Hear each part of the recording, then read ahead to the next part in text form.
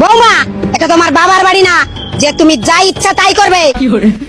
বৌমা, বৌমা, কি হয়েছে মা? এটা কি তোমার বাবার বাড়ি যে তুমি 10টা পর্যন্ত ঘুমাবে?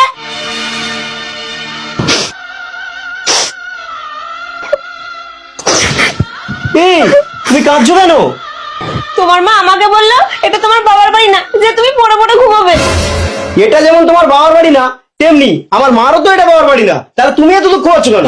হ্যাঁ, তুমি তো ঠিকই বলেছো। মা, এত যে বেলা হয়ে গেল, তুমি ভাত বসিয়েছো?